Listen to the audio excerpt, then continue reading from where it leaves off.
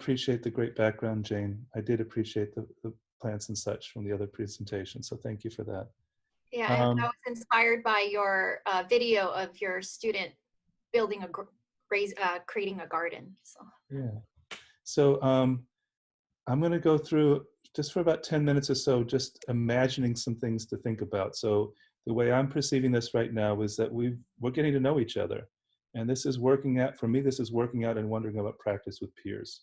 I get to do this somewhat with my own peers at UCSC, but we're always so busy and we're out in the field. And this is another time for us to do this. And so my portion is going to be about just being a little provocative, thinking about some things about supervision that we might carry forward. Because one of the things that's a promise about this project and this conference is that our conversations will move forward too.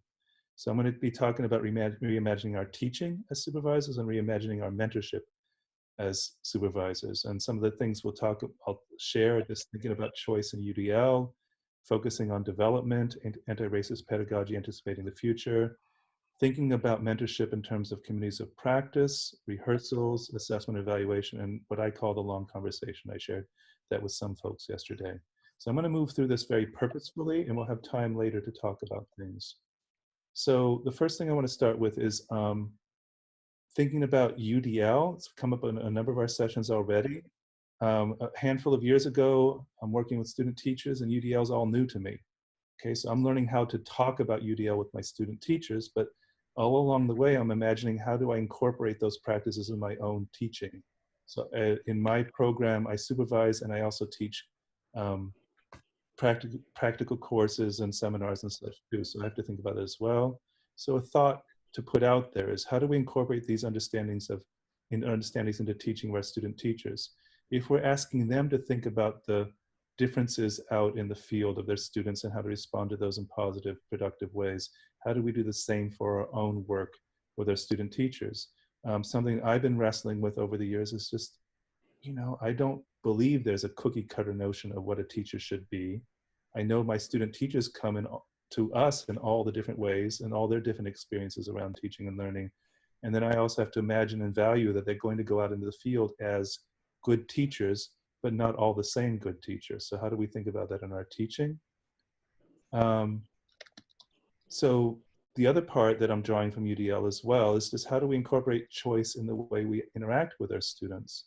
Why do they all have to do the same kinds of assignments, the same reflection tool, the same kinds of lesson planning? How do we think about that a little differently as well? And the other piece that comes out of UDL for me also is representations of learning. We have them do formal observations in very particular ways, and they all tend to do it the same way. Are there other ways they might represent their teaching to us? Other ways they might suggest to us how they want to represent their teaching? And I'm drawing on this from UDL because there's a piece of UDL, and I'm not going to phrase this right. Somebody else more expert at UDL can help with this. A lot about UDL is about self-efficacy, about self-agency. So instead of our student teachers moving through the program trying to prove to us that they're becoming good teachers, how do they get to be part of that and agents in proving to themselves the validity of their own teaching? So another thing about reimagining our teaching, I want us to think about, and I've been working on this with my peers at UCSC, about reimagining what counts. And I'm a bit of an iconoclast, so that's just the way it is. A lot of our work is around satisfying program and state requirements. We have those. But what if we got back to the heart of who we are, which is teachers? What's our good teaching? What's the thing that we do as teachers to move somebody to a better place? And so one of the things that we've thought about in our program is thinking about the work we do with our student teachers as not the movement through completing requirements, but moving students along a developmental continuum and thinking about formative work as the heart of what we do as supervisors. So this is something we put together at UCSC. We're in the process of redesigning it as well. But the idea was to look across the year of student teaching. And so we have this, you can see the TPEs are on the left-hand side, and we're moving through them quarter after quarter with the understanding that you can be a beginner and you can be moving towards more expertise. I think that's one of the problems we might have with the TPEs is they're static that way. If we think about it in terms of development, then we have to understand them a little differently, and maybe that would shift our supervision a bit as well. I'm stealing this. This was my version of Tyrone Howard's dual tsunamis. If you want to know the trick, I put one picture of a wave here, and I put the same picture and flipped it. So if you ever need to do double tsunamis, that's how you do it. But then taking from Tyrone Howard, and then I've been following a lot about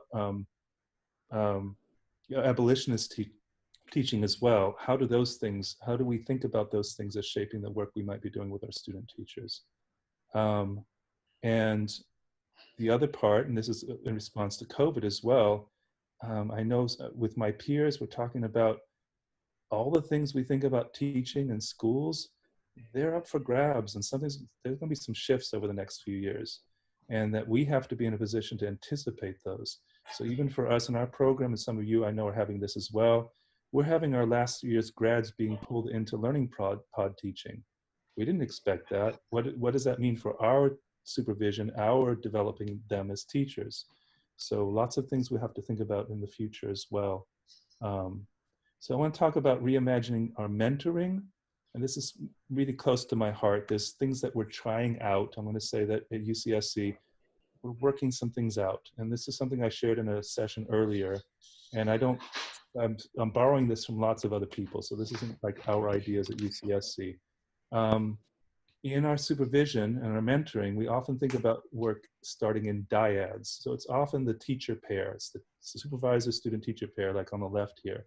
And I've been doing this work for years, and I understand that there's a really close relationship we have with our student teachers, and we're the mentor. We get that. There's a valuable thing to that. But what I want to propose is we start thinking about a community of practice model, meaning that there are other knowledgeable others, and we know about our CTs. We know about that as a triad, but what if we even push that a little further? So I've heard talk from other sites, and Jane may be talking about this as well, just this idea of we think about constellations of people who are supporting each other in this work. So at UCSC, we're going to be experimenting with the multiples about having knots of teachers at schools who might cross boundaries even with their CTs. And also that our supervisors, we're going to be trying this out, that every student teacher has a primary supervisor, but also a secondary supervisor that sometimes does observations and sometimes conferences. And we're also imagining, especially in COVID, where when we have observation conferences, it might be 2 supervisors, it might be CTs involved in those, and it might be peers involved in observation conferences as well. So this idea of learning together, so sort of like this picture on the left. So this is something we're thinking about. We want to try it out, just a different notion of how we might learn together. I'm stealing this from Ellen Kazame and others. Some of this came up in a talk. Frank, I'm sorry, where he's from UCLA, he's a music educator, was talking about having students talk through their teaching as a kind of rehearsal. Yeah. And Ellen Kazame does something similar too with mathematics education. And this is a resource from Teaching Works, University of Michigan, where they talk about having student teachers rehearse for each other the ways they will be going through their teaching and the advantages to that for their student teaching. And in this last year in particular, the year before I started doing this as well, in my pre-conferences with my student teachers, instead of them just telling me what they're doing in their lessons, we have other conversations as well in that pre-conference. I have them do a mental, or actually a talk aloud, a mental rehearsal. They tell me what they're doing through the course of their teaching. And I was surprised when I first started doing this, that the student teachers would start getting to the places where they hadn't thought something through. And this rehearsal process is something we might think about in the future. It's a way of developing practice, setting students up to do well in their teaching. Another push I'm going to set out there is just thinking about assessments. And this may be a little problematic for us, but we'll think about this. I have my own philosophy of teaching, what matters in teaching. One of the things I believe about in teaching is that if you own the assessments, if you own the expectations for the learning, and you set them out for students, then you've got the whole process, because the assessment tells you about your teaching and you get better at teaching. one of the concerns I have is too much, this is my take, so this is Johnny, how much of what matters to our student teachers learning is measured by someone else in a different way that isn't central to what we do. So what I'm suggesting to us is, how do we start owning the assessment part of our work as well? Instead of thinking about, well, they're going to get a test score from Pearson that says they're good teachers or not good teachers. Well, you know, go back to your own classroom. Can you imagine you were doing some great teaching of whatever you were doing in math or science or language arts, and then somebody else came in and said, this will be the assessment for what you're doing? So let's think about that as a piece. And I'm pushing on an abolitionist perspective on this too, because testing does things about race and class and all those other things that we need to be considering as well. So I think I have just one more. Yeah, this will be the last one. The last one I want to throw out there, and this, I'm using this term, the long conversation. I used it yesterday as well, just about our relationship with our student teachers. I've done this for a number of years, and I've moved away from this. It's a struggle sometimes. But my question for us is, how do we move from a focus on instances of teaching, okay? The observations and the forms they fill out and the reflection form and all those bits and pieces that count. And this came up in Esther's presentation earlier today too, to a holistic lived consideration of teaching, all the things that matter. And it's interesting to me because in my work with student teaching, all those other things that matter, they come up in our conversations all the time, but they're not the stuff that counts. So how do we include that as well? So my question for us is, how do we create the long conversation in our mentoring? How do we form a constant formative relationship with our student teachers that involves giving direction, feedback, self-assessment, and reflection, not just for them, because all that activity informs us about our mentoring, about our work as teachers, the kinds of things we care to do. And as I did yesterday, I shared our interactive supervision journal. This is another artifact from our work, where in the spring, when we were trying to figure out what to do with supervision, I just met with my student teachers each for like an hour, where they just set out for me, this was choice, they set out for me the activities they were doing. And they represented for themselves and for me what they were doing in their teaching, what they were getting out of it. And my work was to lead an instructional conversation that kept going from week to week to week. So we had a picture of their development over time. So I've laid out a bunch of stuff to think about. We're going to come back later in the session to think about some things for ourselves. And I'm really happy that I get to work with Jane today. Jane, I'm going to go ahead and go to the next slide, and Jane's going to she'll let you know what she's going to talk about. And Jane, you just let me know when you want me to change the slides, okay? That'll be great. Thank you, Johnny. I appreciate your talk. Johnny and I have had multiple conversations around reimagining field and supervision since both of us are on this Sateran grant. And one of the things that Johnny has always brought up at almost every single meeting has been about looking beyond the TPEs and looking beyond the CTC requirements and really centering supervision and field work around the needs of educators and the needs of K-12 students. And those don't always align with what the CTC may require or ask of our student teachers. I want to say that Johnny uses the word cooperating teacher. I'll probably use the word mentor or guiding teacher, but when we say that, we're talking about the teacher in the classroom that our pre-service teachers work with in the schools. So one of the things that we do at UCLA, and by the way, I want to let everyone know that this is not my work. This is the work of TEP faculty that have put this in place long before I showed up in the program. But I wanted to share the work that the UCLA TEP faculty has done to really make field placements intentional in transforming the schools and communities. So one of the readings that we ask our pre-service teachers to read is a mural article There is a growing consensus that teacher preparation, if it is to meet the needs of an increasingly culturally and linguistically diverse school population in America, will require collaboration among schools of education, arts and sciences faculty, and higher education. And this is where I want to highlight the importance is the community stakeholders, parents, and school personnel to prepare multiculturally competent teachers. And I think as teacher education programs, we tend to think the work belongs in higher ed, but our TEP program has really looked at reimagining field and field supervision through the community, through the parents, through the schools. And saying that, for the next slide, Johnny, thank you. These are some of the things that we do in our program that's intentional placement. Faculty advisors do the field placements. From what I understand, not all TEP programs have the faculty do the placements, but in our program, the individual advisors of the cohorts of pre-service teachers match and place pre-service student teachers into the schools.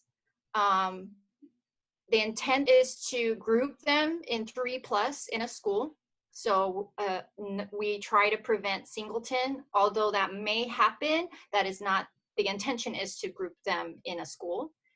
Faculty advisors, professors of the program, graduate students, and some of the supervisors in the field. Because of that, supervisors are really encouraged and required to understand the school's culture and community, and not just visit for that moment at this one school and then move on to the next school. There's an engagement that occurs on a regular, ongoing basis that immerses the supervisor into the schools as well. Schools are selected based on concentration of alumni from our program and relationships with principals. So we try to have our mentor teachers have the same philosophy, social justice, pedagogy, and the same ideology or philosophy of education. And so our mentor teachers tend to be alumni from the program. Our principals often have a relationship with us, and some of them have even gone through the Principal Leadership Institute through UCLA. And so they have a shared vision for transforming their schools and community. Johnny, next slide. So forming relationships and transforming communities. So there are 3 parts to this. So one is a strong social justice commitment to students and community.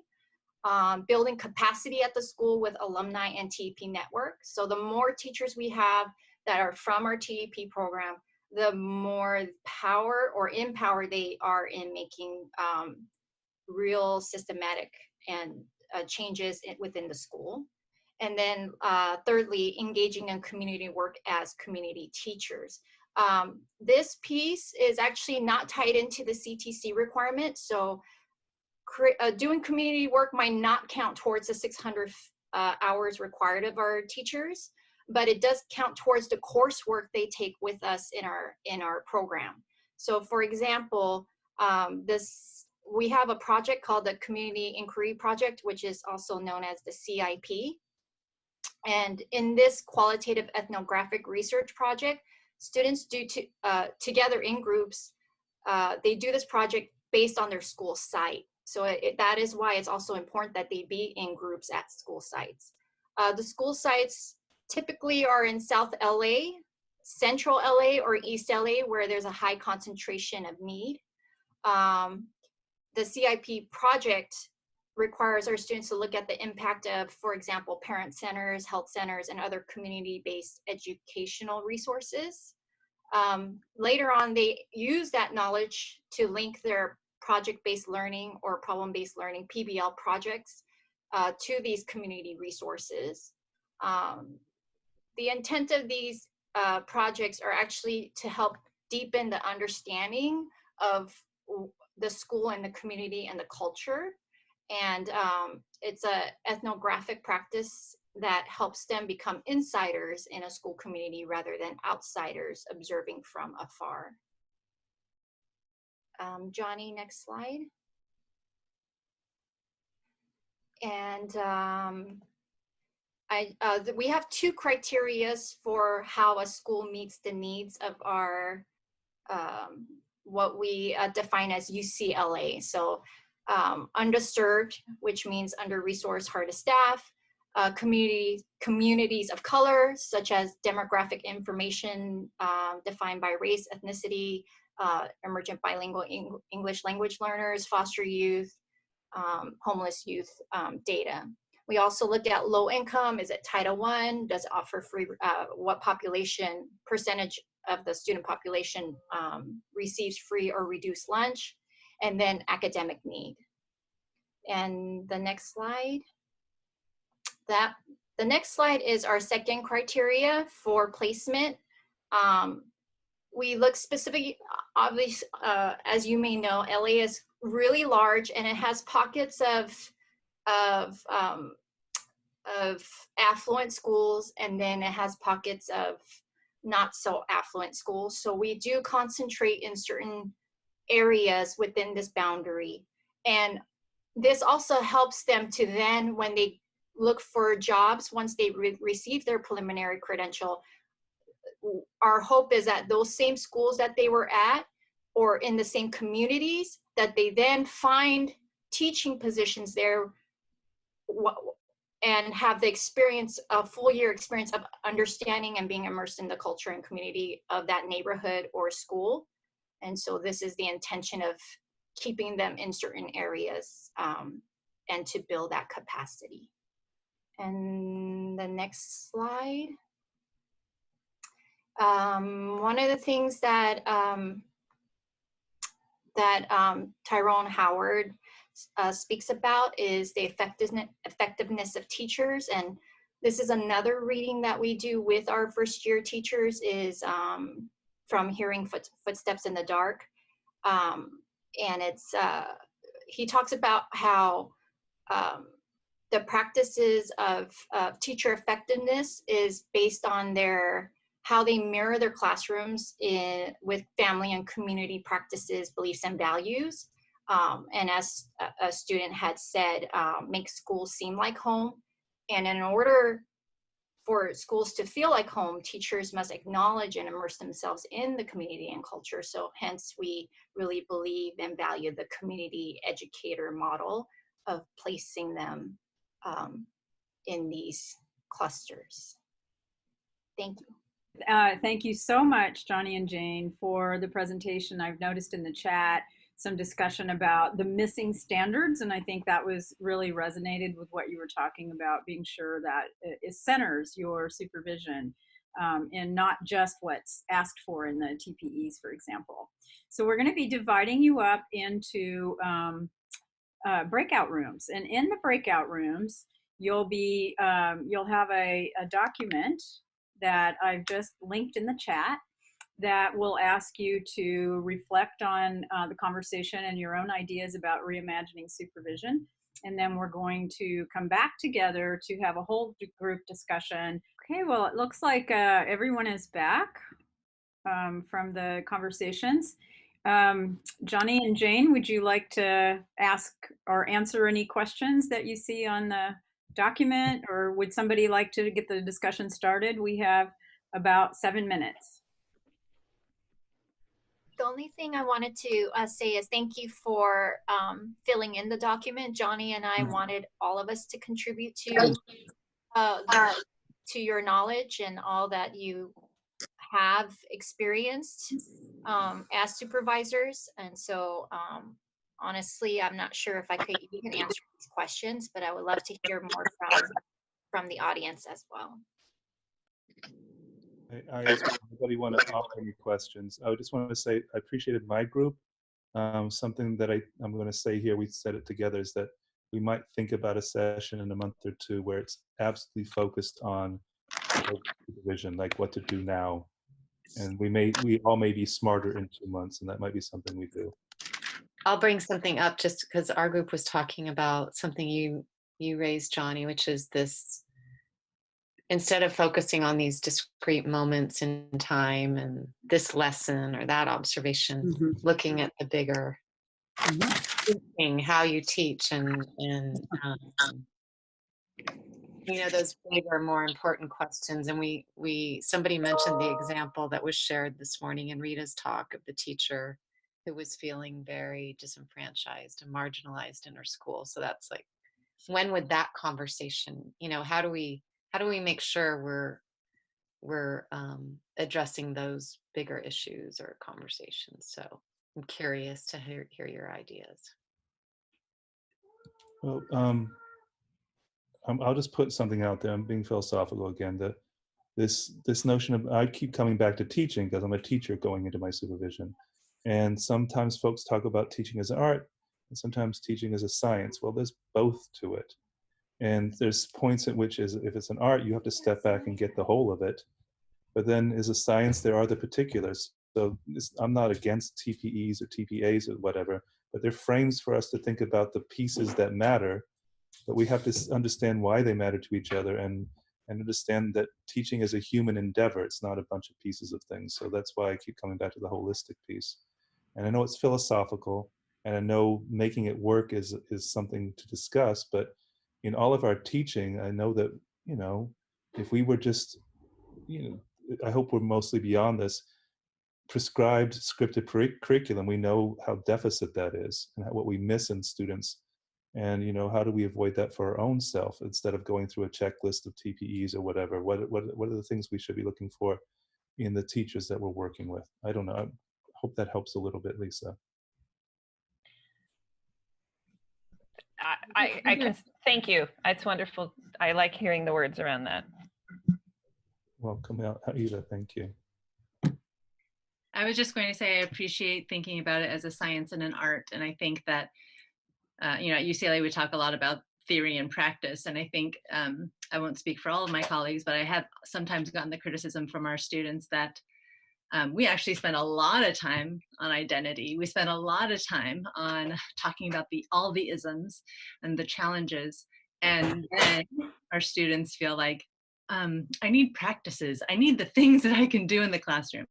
So it's really important to have that balance. We want to make sure that we're equipping them so that they can be effective, so that they can actually navigate this system, which we know how it operates. So, kind of like Lisa Delpit says, we want to have that balance of skills because the system has not yet changed to the ideal. But we also want to equip them with the theory and the supportive environment where they can explore the challenges that they're experiencing. So you got to do both. Otherwise you fall on the other side of the criticism that I feel like I often experience. I'm just going to thank you, Melissa, for that. Just the idea that teaching is a skilled profession. And that when I brought up the whole notion of communities of practice, it means that there is a practice that takes expertise. And that's our work, is to help develop that expertise, or work with beginning teachers to approach and move towards the kinds of expertise we have with our cooperating teachers. And I see it as the continuum, that at the front end, we're moving them towards that. So what's our work at the front end to make sure they can move towards that expertise? And it takes theory, it takes practice, it takes the art and the science of the work we do.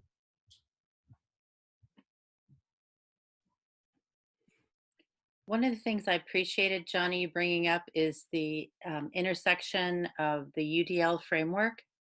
And it seems to me, as we're infusing UDL in the way that we are instructing and supporting candidates for them to, part of their transition needs to go from, Evelyn, you had mentioned this earlier, going from becoming students in our program to becoming teachers in our program, that transformation. And part of that is in embodying them and empowering them as expert learners to help them develop the expert learners that they're going to be supporting. So I just want to add to that, Laura, because you took me to a meta moment too, which is, as much as we have these expectations for our student teachers to make sense of their teaching, we have that same expertise. So when I'm sharing about UDL, I'm thinking 4 years ago when people are proposing UDL to me, and this is going to be part of my curriculum in my seminars, and I'm going, I don't know much about this. So here I am, the learner as the teacher at the same time, and how that's a position we have to assume for ourselves too, that we can't start from being the expert always. We have to understand our need to learn and work. And the last piece is, if we're teaching them these things that we value, how are we embodying them in our own teaching of them? Which is a challenge sometimes, because I'm thinking about race consciousness, I'm thinking about differences in learning, I'm thinking about all these things that we're valuing and suggesting to our student teachers they should carry into their practice. How am I carrying it into my own practice and my work with them? So sorry to put such a burden on you all. No, it's the beginner's mindset. My yoga teacher refers to that, going back to the beginner's mindset always. Thank you for that, Laura. Well, and that seems like a really a perfect note on which to end. Again, thank you to Jane and Johnnie, to all of you for sharing your ideas. I know. Thank you, Thank you, Jane. everyone. Thank you. Thank you.